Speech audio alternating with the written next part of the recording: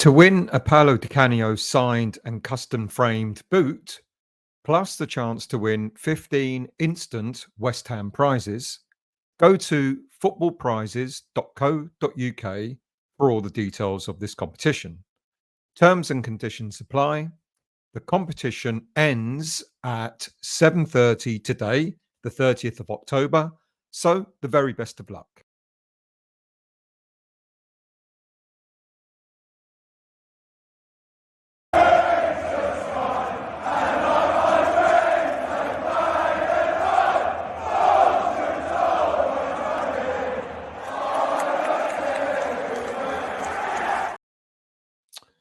A very good evening to you. Welcome to the West Ham Voice on Wednesday evening. I hope you're all doing well. If you're new to the channel, you're just passing through and you just found me, then if you like the content, if you appreciate it, then do please become a subscriber of the channel. If you're an existing subscriber and you've appreciated the content, please do hit the like button too. So, what are we going to talk about this evening? Well, it's going to be a bit of a roundup, but just a couple of main themes. And the first one, of course, is that the week, West Ham week, has been primarily dominated by a story that kind of has got something to do with us, but not really anymore. Now, after the sacking of Eric Ten Hag, after West Ham beat Man United at the weekend, it looks like sporting manager Ruben Amorim is destined to become Man United's new manager. Now, we all know last year that Amorim was interviewed by David Sullivan as a potential replacement to David Moyes at the tail end of last season. Wasn't last year, was it? It was earlier this year. And apparently, the meeting between both men, both Sullivan and Amorim, didn't go so well. And then the board unanimously decided that they will persevere with what we're being told was their main target, Julian Lopetegui. Now, of course, almost all the fan base accused Sullivan of going for the cheaper option, where Lopetegui was involved. He was on much lower wages, and there was no compensation fee to pay because he was out of work. Whereas various figures have been bandied around as to what the compensation would have been had West Ham bought Amorim out of his sporting contract, about something like 10 million euros. But then there would have been more compensation on top, with compensation of his backroom staff, the entourage that he wanted to bring along with him, who are all in employment with him at Sporting. Now, there was a statement that was put out, of course, by the senior source. Well, we know that's Sullivan, who went on to say he could be an amazing manager, but he's done it at one club in his own country. We all thought it was a big risk to bring him to West Ham, and also the 10 million euros compensation was a big factor. And he finished off the statement by saying, "Time will tell if we've made a good or bad decision." Now, I think from this, we can see that despite reports suggesting otherwise, there were no personal terms agreed between West Ham and Amorim. And in fact, there was not an agreement of any sort in place at all. Now, there is truth, there is truth, inaccuracy, and an admission in the statement that was put out by Sullivan. The truth part, of course, is that Amorim had only been successful in one country, in Portugal. So that element of the statement is correct. The inaccuracy is that the statement had suggested that Amorim had only been successful at one club. And well, that is partially correct, but not quite right. And I'll explain why. Amorim, in September 2019, was appointed manager of the Braga Reserves, which was in the third tier of the Portuguese leagues. And in his tenure there, he won 7 out of 8 games. And 3 months later, he replaced the dismissed Ricardo Sá Pinto at the helm of the first team. And he was given a 2.5-year contract. And Braga, at that time, were 8th in the Portuguese league. 3 weeks into his tenure, he won the Domestic League Cup against Porto.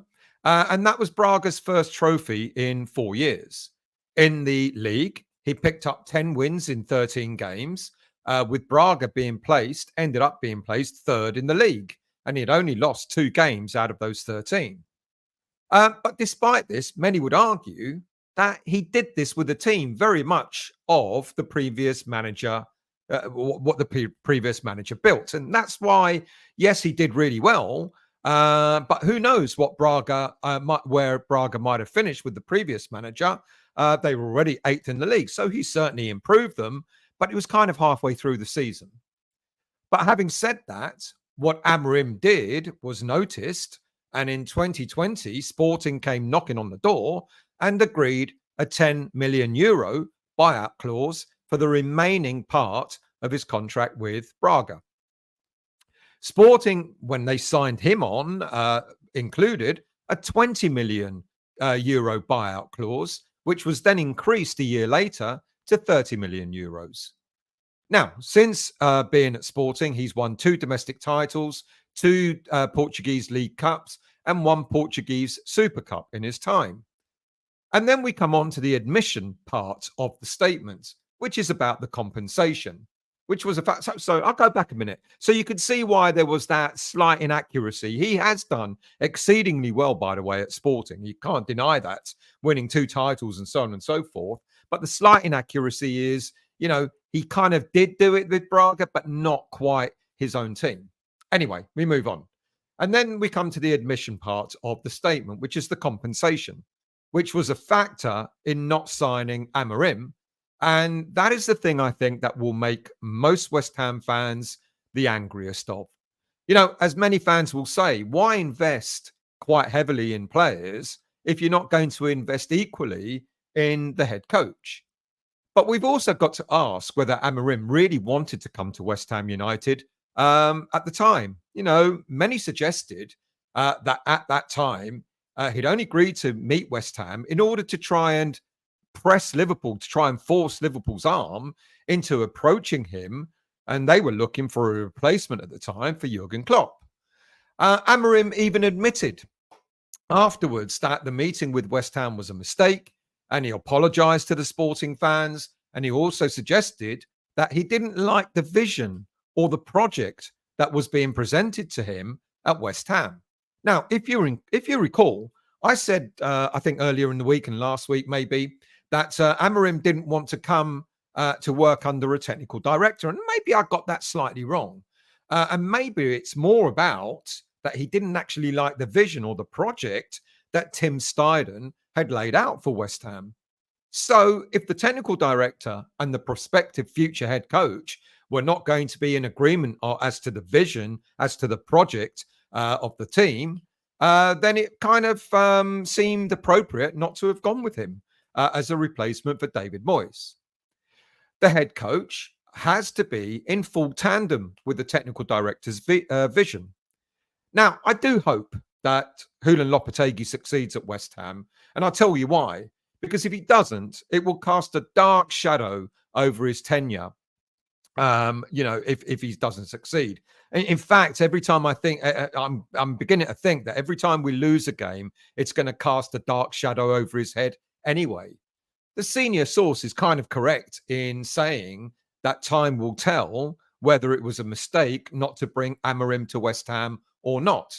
But if Amorim does go to Man United, and he is successful, then I guess, or let me rephrase, if he's more successful than Lopetegui is at West Ham, then I guess the fan base is kind of going to implode. Right, what other news do we have? Well, there was news today that it marks the end of the London Legacy Development Corporation's power over the stadium. In other words, the LLDC will no longer have controlling power on how the stadium is managed or controlled. The departure of LLDC chairman, Lord Peter Hendy, and CEO Lingana is now an opportunity for West Ham to approach the Greater London Authority to potentially talk about a longer lease at the London Stadium. From April 2025, the London Stadium will no longer be owned or operated by LLDC, and it will be under new leadership. There's a new LLDC chair, a new chief executive coming in as well, where the LLDC will retain control of Queen Elizabeth Park and other venues, but not the stadium. Next year, the London Stadium, which is run by E20 Stadium LP, will be transferred to the Greater London Authority. Now, this, of course, is funded by the taxpayer. So the move, in theory, to the GLA kind of gives us an opportunity to explore the possibility of being granted a longer lease, which, as we know, is losing money around about £15 million a year. And that longer lease could potentially give West Ham full control and the ability to run and manage the stadium, similarly to the way Manchester City run the Etihad. Now, Mayor Sadiq Khan has poured cold water on talks of selling the London Stadium to West Ham, but West Ham have never talked about wanting to buy the stadium outright. They've always wanted to run the stadium. And Sadiq Khan was insisting he considers the venue to be one of the city's crown jewels. So in a way, he doesn't really want to relinquish responsibility for it. But then he insists he's not interested in on offloading it unless there is an offer that's too good to say no to. So West Ham United, what would they gain by running the stadium? We currently rent it, as we all know. And we rent it just for something like 25 days per year under the 2013 concessionaire agreement. And we've got 88 years left on the lease. Now, a longer lease would give West Ham full control in principle to find naming rights for the stadium, to operate the stadium, and to run the catering and all the other non-footballing events. Now, the London Stadium last year earned £22 million in revenue, which is just over 6 million of that came from West Ham United. Other things that happen there, UK Athletics, they provide very little, if no revenue. And the remainder comes from things like, the remainder of the income comes from things like concerts, baseball, etc., catering and so on. But the stadium's running cost total for last year was about £36.5 million, resulting in a £14.5 million loss. Now, the costs are, of course, staff, stewards, bills, maintenance, and so on. So therefore, if West Ham were to take over the running of the stadium, this might be the kind of deal that the Mayor of London might find too good to say no to, because we will take that responsibility of finding that £15 million financial black hole. And but if we bring in more sponsorship and revenue from activities, then maybe the Mayor of London might deem it appropriate for West Ham to take over the running of it. Right, some final things. According to senior source, there will be no funds or very limited funds available to add to the squad in the January transfer window. But that hasn't stopped a couple of stories making the rounds this week that were apparently interested in 27-year-old Nigerian international Ademola Lookman, the £35 million rated striker of Atalanta, and another 27-year-old that we're apparently interested in, 27-year-old winger John Arias, who plays for Brazilian club Fluminense, and he's a Colombian international, and he's valued at something like around 15 million euros, 12 million, 13 million pounds.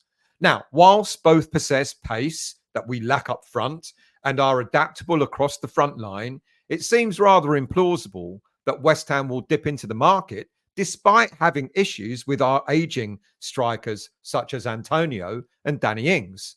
And of course, we've still got to contend with an injury-prone player in Nicholas Fulkrug. Now, my belief is that with the resources available to him, Lopetegui may want to adapt the players available at his disposal. And this might be a massive opportunity. I've been bleeding on about it for most of the season. This might be a massive opportunity for Lopetegui to play either Mohamed Kudus or Jared Bowen up front when Kudus returns from suspension.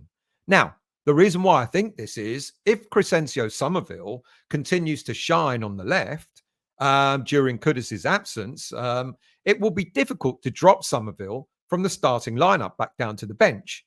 I can't see Kudus staying on the bench either. So this might be the opportunity when Kudus is back from his suspension to put Bowen, Somerville, and Kudus in a front three.